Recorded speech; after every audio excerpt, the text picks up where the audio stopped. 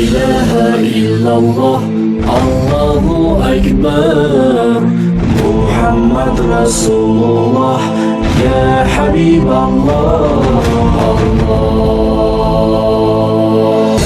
इलाहा इल्लल्लाह अल्लाहु अकबर मुहम्मद रसूलुल्लाह या हबीब अल्लाह।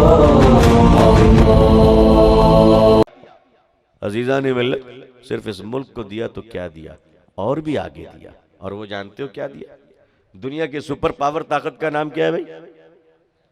अरे भाई जानते हो क्या नाम है? अमेरिका है ना। दुनिया में सबसे बड़ी ताकत इस वक्त मानी जाती है आर्म्स पावर में अमेरिका। अमेरिका में इस वक्त जो मौजूदा सदर साहब हैं, पता नहीं अमेरिका की क्या बदकिस्मती के कार्टून को लाके बैठा दिया है। अच्छा, ये मैं नहीं कह रहा हूं, ये अमेरिकन व्हाइट हाउस ने अपनी रिपोर्ट पेश की है कि अमेरिकी सदर जनाब डोनाल्ड ट्रंप साहब रहमतुल्लाह अलैह ने अभी तक 8000 मर्तबा झूठे वादे किए हैं। कितनी बार भाई? कितनी बार? 8000। ये मैं नहीं कह रहा हूं, ये व्हाइट हाउस की रिपोर्ट है। और हजरत डोनाल्ड ट्रंप रोजाना ईमानदारी से नाश्ते से लेकर खाने तक 17 बार कौम से झूठ बोलते हैं। 17 मरतबा ईमानदारी से। अब पता नहीं हमारे वाले उनसे सीखते हैं या उनसे उनके वाले इनसे सीखते हैं, बस मुझे नहीं मालूम, लेकिन आप समझ जाइए जो मैंने कहा। ज्यादा बस कौन किससे सीख रहा है आई डोंट नो। वो बड़े मियां है, बड़े मियां है। उनसे पहले जो छोटे मियां साहब थे सदर, उनका नाम मालूम है? Barack Obama. नाम सुना है ना, बराक ओबामा। आपको मालूम है कौन थे? बराक ओबामा की बड़ी दिलचस्प कहानी है, बड़ी दिलचस्प कहानी। देखो मदरसों ने दुनिया को क्या दिया, फिर ये समझिए आप मदरसों ने दुनिया को क्या दिया। बराक ओबामा जो है, इनका असल नाम दुनिया ने छुपा लिया। इनका असल नाम है बारिक हुसैन ओबामा। क्या है भाई? बारिक हुसैन ओबामा। तो बारिक तो इस्लामी नेम है ना, अल्लाहुम्मा बारिक लना। तो बारिक इस्लाम नेम है। हुसैन जो ना जाने वो पागल है, कौन नहीं जानता हुसैन को? तो बारिक हुसैन दोनों, first name is Muslim, middle name is also Muslim. अब लास्ट में क्या रहा? ओबामा। ओबामा टाइटल नेम है, जैसे नायक पटेल बंगाल में घोष मंडल, इसी तरह महाराष्ट्र में नायक पटेल होता है कि नहीं, आपके यहां गुजरात में भी होता है। तो ये टाइटल नेम है कीनिया का। कीनिया में लोगों को टाइटल दिए जाते ओबामा। ये ओबामा साहब के जो वालिद थे उनका नाम था बारिक हुसैन ओबामा। उन्होंने अमेरिका में आकर एक क्रिश्चियन लेडी से शादी की। और ये ओबामा साहब जब अपनी मां के पेट में थे तो बाप का एक्सीडेंट हो गया और वो इंतकाल कर गए। तो जब ये पैदा हुए तो इनकी मां ने और इनकी नानी ने इनका पूरा नाम वही रखा जो इनके अब्बा का नाम था, बारिक हुसैन ओबामा। अब इनकी मां ने दूसरी शादी की इंडोनेशियन मुस्लिम से, जकार्ता। तो ओबामा साहब जब 7 साल के थे तो उनकी मां अपने दूसरे शौहर के साथ जब जकार्ता इंडोनेशिया आई तो अपने बेटे ओबामा को साथ लेकर आई और जकार्ता के मदरसे में ओबामा 2 साल मदरसे में पढ़े थे। बात समझ में आ गई? ओबामा साहब भी मदरसे के तालिब इल्म थे। अब बताओ, मदरसा भारत तो भारत अमेरिका को भी राष्ट्रपति दे रहा है, अमेरिका तक को राष्ट्रपति दे रहा है। लेकिन चूंकि अंग्रेजों की आदत बड़ी खराब है, वो आदत यह है कि जब वो कुछ नहीं कर पाते हैं तो दूसरों के किए हुए का नाम बदल देते हैं। ये बीमारी हमारे देश में भी हो गई है कि कुछ जब बना नहीं पाते हैं तो नाम बदल के अपना नाम लगा देते हैं। अरे भाई, कोफ्ता कोफ्ता ही रहेगा, जितना भी नाम बदल दो पनीर नहीं बनने वाला, वो कोफ्ता ही रहेगा। नाम बदलने से कोई पनीर नहीं होता है। इनको नाम बदलने का बड़ा शौक है अंग्रेजों को। हजरत आदम का नाम बदलकर एडम कर दिया, मूसा अलैहिस्सलाम का नाम बदलकर मोसेस कर दिया, इब्राहिम अलैहिस्सलाम का नाम बदलकर अब्राहम कर दिया, ईसा अलैहिस्सलाम का नाम बदलकर जीसस क्राइसिस कर दिया। तो अब देखा कि बारिक हुसैन ओबामा का भी बदलो, तो कैसे बदलो? तो बारिक को इसने बराक कर दिया। अब हुसैन को क्या करें? तो हुसैन का तो करबला में यजीद कुछ नहीं कर सका, तो अमेरिका क्या कर पाता? तो इसने हुसैन को निकाल दिया, कहा बोलो ही मत, बोलोगे तो सही बोलना पड़ेगा। तो इसलिए शुरू में बारिक को बराक और Obama, Barack Obama, Barack Obama, Barack Obama, हालांकि इसका असल नाम है बारिक हुसैन ओबामा। और ये मदरसे के तालिब इल्म थे। पूरी दुनिया में और बिलखुसूस हिंदुस्तान के लिए सबसे खुशनसीबी ये है कि हमारे यहाँ मदारिस इस्लामिया कायम है और मुसलमानों और मदारिस से फारिग होने वाले उलमा उम्मत मुस्लिमा के लिए लाइफ लाइन की हैसियत रखता है। और यही वजह है कि हिंदुस्तान में मुसलमानों की फलाह के लिए दुनिया जितने भी नारे लगाएं, मगर काम ये उलमा ही कर रहे हैं। सबूत ले लीजिए, बगैर सबूत के बात नहीं। अच्छा एक बात बताओ, हिंदुस्तान में दारुल देवबंद की जब बुनियाद पड़ी उसके बाद ही अलीगढ़ मुस्लिम यूनिवर्सिटी बनी कि नहीं बनी भाई? उलमा यहाँ पे मौजूद है, तारीख का इल्म है। अलीगढ़ मुस्लिम यूनिवर्सिटी भी बनाई गई। अच्छा एक बात और बता दूं आपको, दुनिया में जितनी यूनिवर्सिटियां हैं, दुनिया में, पूरी दुनिया की बात कर रहा हूं, सिर्फ हिंदुस्तान की नहीं, including Oxford, Cambridge, Boston university, सारी दुनिया में सबसे ज्यादा पीएचडी अगर किसी ने पैदा किया है तो वह हिंदुस्तान के अलीगढ़ मुस्लिम यूनिवर्सिटी ने पैदा किया है। वाकई बड़ी खुशी की बात है ये। लेकिन मैं यहां पर आपसे एक बात कहता हूं कि काम उलमा ही कर रहे हैं, उलमा भी नहीं, उलमा ही कर रहे हैं। उसकी दलील क्या है? अलीगढ़ मुस्लिम यूनिवर्सिटी बनी और इधर दारुल देवबंद बना। दारुल देवबंद ने उलमा फारिग किए, अलीगढ़ मुस्लिम यूनिवर्सिटी ने इंटेलेक्चुअल फारिग किए, है ना? प्रोडक्शन दोनों तरफ से हो रहा है। अब मैं आपके ज़मीर की अदालत में एक मुकदमा रख रहा हूं, इस मुकदमा पे सोच समझ कर फैसला कीजिएगा कि मदरसे से जो लोग फारिग हुए उन्होंने क्या किया। उन्होंने हिंदुस्तान में तकरीबन 3 लाख और मदरसे बना दिए। बोलो बनाए कि नहीं बनाए? माशाअल्लाह। तो मदरसों से जो फारिग हुए उन्होंने पूरे मुल्क में मदरसा बना दिया। अलीगढ़ मुस्लिम यूनिवर्सिटी से भी लाखों लोग फारिग हुए, अभी तक दूसरी यूनिवर्सिटी नहीं बना सके, अभी तक दूसरी यूनिवर्सिटी नहीं बना सके।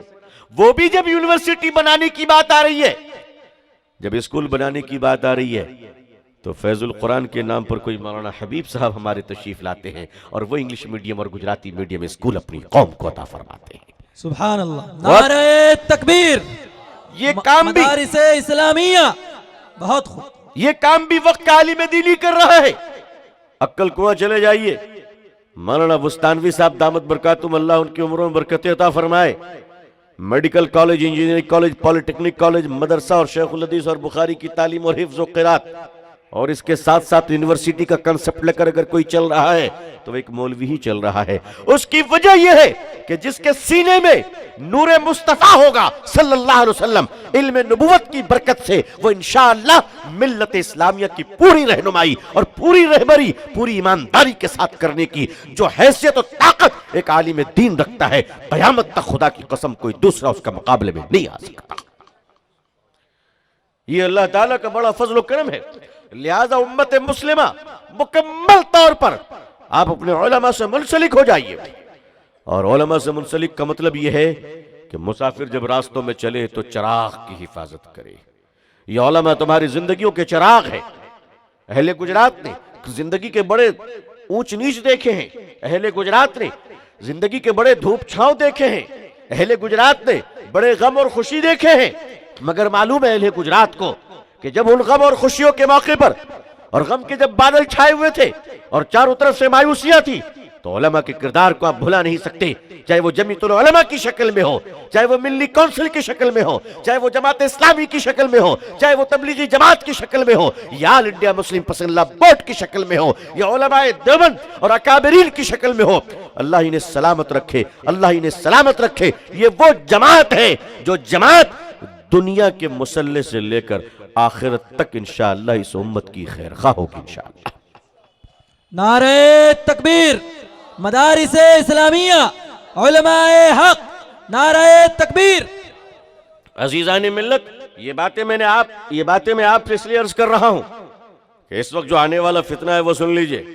अभी 3 तलाक वलाक सब हो गया खत्म, अब ये सब माल बिक चुका हाँ, ये सब माल बिक चुका है और ये माल चला नहीं। अल्लाह के शुक्र कोई माल चला है जो चलने दिए हम लोग, जो चलेगा है।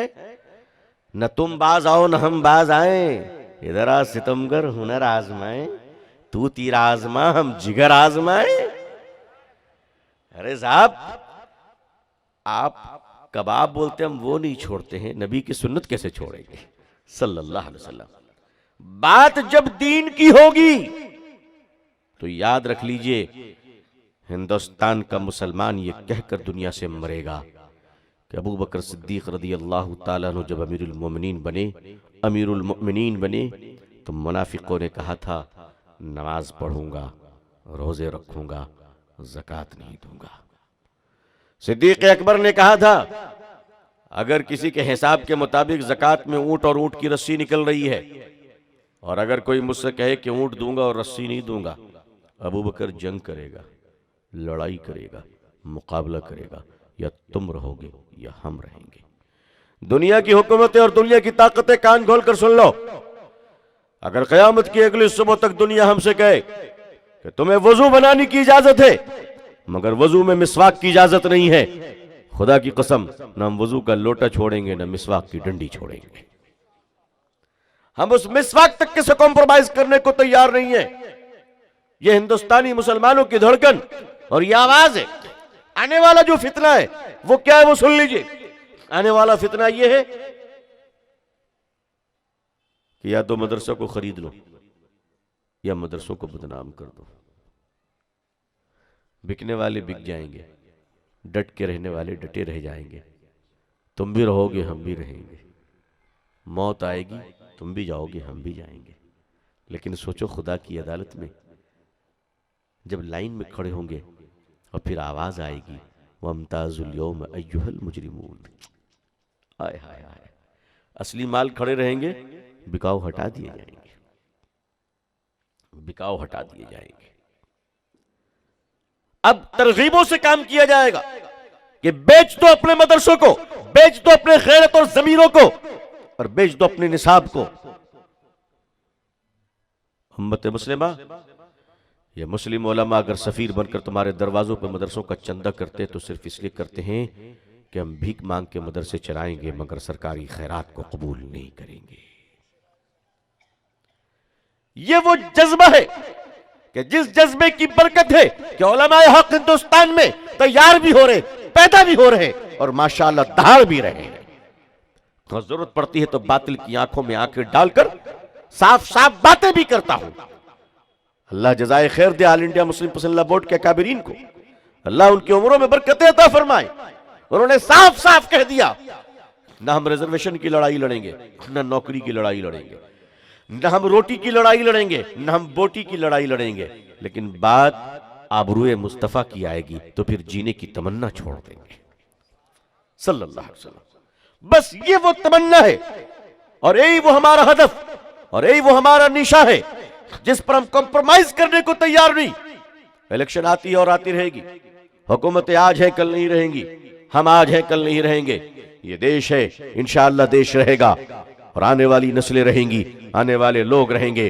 हम चाहते ये है कि मदरसे और उलमा और मुसलमानों की सहायता और ताउन से हिंदुस्तान एक मुस्कुराता हुआ मुल्क बने, जहाँ अमन और मोहब्बत की गंगा बहे, जहाँ रोजाना सुबह निकले तो मोहब्बत की फिजाओं में निकले, शाम में खुशी खुशी घर आ जाएं ताकि लगे कि ये हिंदुस्तान है जहाँ हर धर्म और हर मजहब और हर मसलक के लोग मानने वाले आपस में मुस्कुरा कर चलते हैं। हमने नफरतों को ठोकरों में रखा है, मोहब्बत की ताज बना के सर पे रखा है। मुसलमानों, अपने मजहब पर चलते हुए तुम दूसरों के मजहब का एहतराम करो, अपने मसलक पर चलते हुए दूसरों के मसलक का एहतराम करो। अल्लाह ने हमें दुनिया में बड़ी जिम्मेदारियों के साथ भेजा है और हमारी सबसे बड़ी जिम्मेदारी यह है कि हिंदुस्तान में रहने वाले एक एक आदमी तक अल्लाह का पैगाम और अल्लाह का तारुफ पहुंचा दें। कहिए इंशाअल्लाह, तारुफ को पहुंचाएंगे इंशाअल्लाह, एक एक पैगाम को पहुंचाएंगे इंशाअल्लाह। अजीज़ाने मिल्लत, हम उस नबी बरहक सल्लल्लाहु अलैहि वसल्लम की उम्मत हैं जो नबी पाक सल्लल्लाहु अलैहि वसल्लम सिर्फ मुसलमानों के लिए नहीं बल्कि तमाम इंसानियत के लिए रहमतल लिल आलमीन बनाकर भेजे गए। हुजूर सल्लल्लाहु अलैहि वसल्लम ऐसे अजीम रहमतल लिल आलमीन कि आप इंसान तो इंसान, जानवर के लिए भी रहमतल लिल आलमीन सल्लल्लाहु अलैहि वसल्लम। मक्के के अंदर अबू जहल आपका दुश्मन है, शदीद दुश्मन है, बदतरीन दुश्मन है। अबू जहल ने कितनी बार आप पे हाथ उठाया, लेकिन हमारे प्यारे आका सल्लल्लाहु अलैहि वसल्लम ने कभी इंतकाम नहीं लिया, कभी बदला नहीं लिया। मगर एक मौका आता है कि मक्के के अंदर एक ताजिर आता है और उसके तिजारत के माल को अबू जहल लूट लेता है और पैसे नहीं देता है। ताजिर मक्के में रो रो कर सबसे फरियाद करता है कि मुझे मेरा हक दिला दो, मुझे मेरा हक दिला दो। सब हंसता है कि मक्के के इस रईस सरदार अबू जहल से कौन बात करेगा।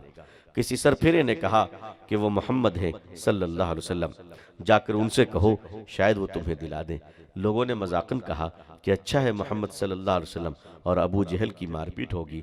लेकिन जब उस मुसाफिर, लुटे हुए मुसाफिर ने मेरे प्यारे आका सल्लल्लाहु अलैहि वसल्लम से कहा कि मैं मुसाफिर हूँ, मेरे बीवी बच्चे दूर में रहते हैं, मेरा सब कुछ लूट लिया है, अबू जहल से मेरा हक दिला दीजिए, तो मेरे आका सल्लल्लाहु अलैहि वसल्लम उसी वक्त उठते हैं और अबू जहल के दरवाजे पे जाते हैं। मक्के के लोग खड़े होकर तमाशा देख रहे हैं। आप फरमाते, ऐ उमर बिन हश्शाम इधर आ। उमर बिन हश्शाम यानी अबू जहल अंदर से निकल कर आता है। अल्लाह के नबी सल्लल्लाहु अलैहि वसल्लम कुछ नहीं, सिर्फ इतना फरमाते, इस मुसाफिर अजनबी का हक अदा कर। वो कांपता हुआ अंदर जाता है, पैसे और सामान लेकर आता है और अजनबी और मुसाफिर को हवाले करता है। मक्के के लोगों ने तान मारा, अबू जहल तो मोहम्मद से डर गया। अबू जहल ने कहा कि जिस वक्त मोहम्मद सल्लल्लाहु अलैहि वसल्लम मुझसे कह रहे थे, उस वक्त उनके चेहरे पे वो रौब था कि अगर मैं इनकार करता तो जमीन में धंसा दिया जाता, जमीन में धंसा दिया जाता। मुसलमानों, हक की आवाज के लिए जब खड़े होगे, तुम्हारे चेहरे पे तुम्हारे आका का रौब डाल दिया जाएगा सल्लल्लाहु अलैहि वसल्लम। मुसलमानों, माफी का जज्बा पैदा करो। मेरे आका सल्लल्लाहु अलैहि वसल्लम जब मक्का फतह कर कर दाखिल होते हैं तो आपने जिन लोगों के बारे में फरमाया कि इनको साफ कर दो, उसमें अकरमा बिन अबू जहल भी था, अबू जहल का बेटा। कहा जहां नजर आए उसको मार दो। अकरमा भाग गया, मुल्क शाम की सरहद पे पहुंच गया। अकरमा की बीवी मक्के की थी, बड़ी चालाक थी, अरब थी। छुपते छुपाते आका सल्लल्लाहु अलैहि वसल्लम के दर पे आ गई और अपने शौहर की जान की भीख मांग रही थी। कहा या रसूलल्लाह सल्लल्लाहु अलैहि वसल्लम, मेरे शौहर अकरमा को माफ कर दीजिए, वो ईमान ले आएंगे। हुजूर सल्लल्लाहु अलैहि वसल्लम के दर पे जब पहुंची है तो आपने माफ कर दिया। फिर वो कहती है कि आप अपना अमामा दे दीजिए, कपड़ा, कोई निशानी दे दीजिए ताकि मैं अकरमा को दूं। अकरमा उसको हिलाता हुआ आए ताकि कोई मुसलमान उसको सजा ना दे। मेरे आका सल्लल्लाहु अलैहि वसल्लम ने अपने अमामे का कपड़ा दे दिया, फरमाया जाओ जाके अकरमा अबू जहल के बेटे को दे देना कि मैंने अमन दिया उसे। बीवी जाकर कहती है अकरमा, गुलाम को भेजती है, वापस बुलाती है, शौहर को छुपता हुआ आता है। बीवी कहती चलो, मैंने हुजूर से बात कर ली है सल्लल्लाहु अलैहि वसल्लम। अकरमा कहता है तेरा दिमाग तो ठीक है, आज मुसलमान का खून खौला हुआ है, पूरे 23 साल का गुस्सा उनके जहन पे चढ़ा हुआ है, जलाल आसमान से बातें कर रहा है, सुन ले, मेरा कुछ नहीं, तेरा बेड़ा गर्क हो जाएगा, मैं गया तू बेवा हो जाएगी। बीवी कहती चलो, मैं सेटलमेंट कर चुकी हूं। हजरत अकरमा को लेकर वो आती है आहिस्ता आहिस्ता। नबी पाक सल्लल्लाहु अलैहि वसल्लम जहां तशरीफ फरमा है, वहां दूर से अकरमा दाखिल होते हैं तो क्या देख रहे हैं कि हुजूर सल्लल्लाहु अलैहि वसल्लम के दरबार में हजरत उमर बैठे हुए हैं। अकरमा ने कहा बाप रे बाप, वो जो खान साहब बैठे हुए उनके सामने तो फरिश्ते नहीं जाते, हमारी क्या औकात है। कहा हुजूर है सल्लल्लाहु अलैहि वसल्लम। अकरमा कहते देख नहीं रही हुजूर के सामने कौन बैठे हुए हैं, वो शेर बैठे हुए हैं, हुजूर माफ कर दीजिए, उमर माफ नहीं करेगा। बीवी कहती चलो ना। कहा चल, मेरा क्या है, तेरा आज बेवा होना कन्फर्म है। हजरत अकरमा आगे बढ़ते हैं, हजरत उमर की नजर पड़ गई, हैं तू आ रहा है। हुजूर सल्लल्लाहु अलैहि वसल्लम ने भी देख लिया कि अकरमा आ रहे हैं, हजरत उमर ने भी देख लिया। उमर का खून खौला, मोछों को ताव आई, तलवार पे हाथ रखा हजरत उमर ने। अकरमा कह रहे देख कहां हाथ रखा है उन्होंने। हुजूर सल्लल्लाहु अलैहि वसल्लम ने भी देख लिया कि अकरमा ने तलवार पे हाथ रखा और आहिस्ता से उमर अब उठना चाह रहे हैं। अल्लाह के नबी सल्लल्लाहु अलैहि वसल्लम ने पूछा उमर कहां जा रहे हो। कहा कि या रसूलल्लाह सल्लल्लाहु अलैहि वसल्लम को इस्तिंजा लगी है, जरा इस्तिंजा करके आता हूं। कहा उमर इस्तिंजा करने के लिए तलवार क्यों। कहा जी तलवार रखता हूं तभी इस्तिंजा होता है। कहा उमर तलवार तो नहीं चाहिए, तलवार रखो, बैठो। हजरत उमर बैठ गए। हजरत अकरमा गिन गिन के पांव आगे बढ़ा रहे हैं। हजरत उमर फिर कोशिश कर रहे उठने की कि ताकि इसके आने से पहले मैं काम तमाम कर दूं जाकर। फिर अल्लाह के नबी ने कहा अकरमा बैठो, उमर बैठो। 3 मरतबा नबी पाक सल्लल्लाहु अलैहि वसल्लम ने हजरत उमर से कहा उमर बैठो। जब चौथी बार हजरत उमर फिर हिले हैं, मेरे आका सल्लल्लाहु अलैहि वसल्लम ने फरमाया उमर भूल गए वो जमाना जब इसी तलवार को लेकर तुम मक्के में मोहम्मद को ढूंढ रहे थे सल्लल्लाहु अलैहि वसल्लम। दारे अरकम में जब तुम आए थे तो मैंने अपने चचा हमजा से तुम्हें बचाया था। उमर जिस तरह दारे अरकम में मोहम्मद ने तुझे माफ कर दिया सल्लल्लाहु अलैहि वसल्लम, उठो उसी तरह उठकर तुम जाकर अकरमा को माफ कर दो। नारे तकबीर, अजमते मुस्तफा, अजमते सहाबा, मौलाना अबू तालिब साहब रहमानी। मुसलमानों माफ करना सीखो, माफ करना सीखो। बदला लेने का ख्याल मत करो, आओ माफ करो। दुनिया को जब तुम माफ करने लगोगे ये दुनिया तुम्हारे कदमों पे झुकने लगेगी इंशाअल्लाह। बस सिर्फ पैगाम इतना है कि आइए हम सब मुसलमान बन जाएं इंशाअल्लाह। कारोबार में भी मुसलमान, घर में भी मुसलमान, बाहर भी मुसलमान, ऑटो पे भी मुसलमान, जहाज पे भी मुसलमान, हर जगह रहेंगे इंशाअल्लाह मुसलमान। और एक मुसलमान का मतलब यह है उसकी जात से उसके घर वाले भी महफूज रहें, बाहर वाले भी महफूज रहें, उसकी जबान से किसी को तकलीफ ना पहुंचे, उसके हाथ से किसी को तकलीफ ना पहुंचे, उसके पांव से किसी को तकलीफ ना पहुंचे, उसकी आंखों से किसी को तकलीफ ना पहुंचे। मुसलमान सरापा अल्लाह की रहमत है, जिस घर में रहता है उस घर में अमन होती है, जिस मुल्क में रहता है उस मुल्क में शांति होती है। मुसलमान जिस रास्ते से गुजर जाए वो रास्ता पुकार उठे, ऐ कौम तुझे सलाम, ऐ कौम तुझे सलाम। अल्लाह सलामत रखे आप सबको। अल्लाह ताला पूरी दुनिया में हम सबको इस्लाम की इज्जत देखना नसीब फरमाए। अल्लाह अक़वाम आलम और अहले हिंदुस्तान के दिलों में इस्लाम के लिए और मुसलमानों के लिए जज्बे मोहब्बत और एहतराम पैदा फरमाए। अल्लाह हिंदुस्तान में अमन और शांति अता फरमाए। भारत में रहने वाले मुसलमान और हिंदू भाइयों में आपसी मोहब्बत और भाईचारगी अता फरमाए। अल्लाह हमें और आपको और हम सब के अहल वयाल और पूरी उम्मत मुस्लिमा और औलाद और नस्लों को अल्लाह ताला सेहत, आफियत, सलामती, खैर और खुशहाली के साथ इस्लाम पर जिंदगी, ईमान पर खात्मा नसीब फरमाए। आमीन या रब्बल आलमीन। आखिर दावाना अल्हम्दुलिल्लाहि रब्बिल आलमीन। वस्सलामु अलैकुम व रहमतुल्लाहि व बरकातुहू। मौलाना